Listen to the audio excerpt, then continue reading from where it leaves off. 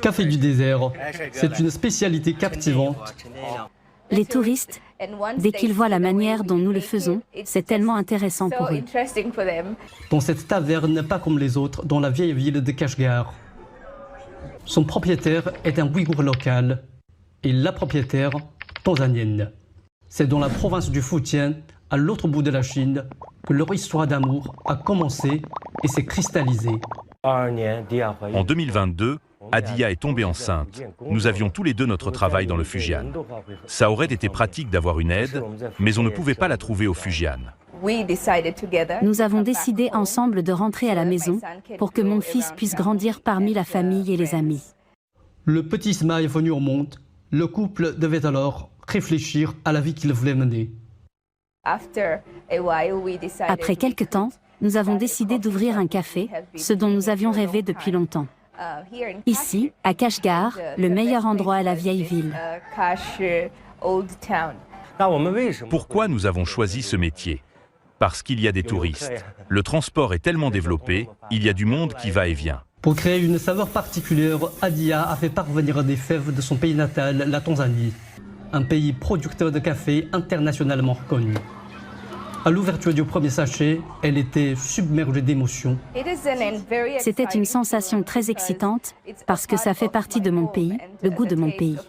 La sensation, les arômes, ils sont tous devenus vivants ici à Kashgar.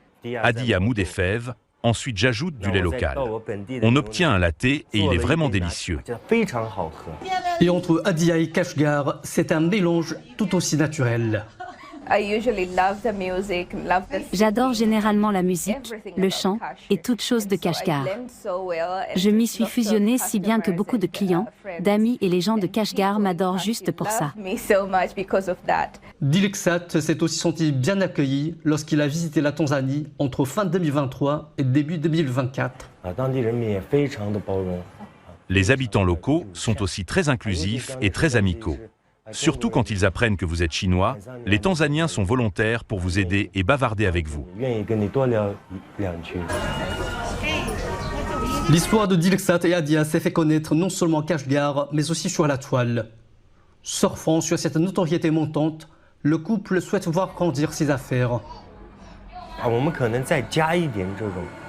Nous pourrions ajouter des gourmandises, du Xinjiang et de Tanzanie. Nous allons nous améliorer dans différents aspects, y compris les produits. Nous allons aussi nous élargir en taille. Nous avons cette idée que nous pourrions ouvrir un café dans toutes les villes du Xinjiang. Ce serait une chose excitante et merveilleuse qui puisse nous arriver. Pourtant, en ce qui concerne leur petit Ismaël, leur souhait est très simple. Je voudrais que son avenir soit coloré, rempli de culture et de traditions, avec beaucoup d'amis et la famille auprès de lui. Entre Dilksat et Adia, désormais mariés depuis 5 ans, l'alliance se solidifie avec le temps. Je peux les accompagner, ils peuvent rester auprès de moi.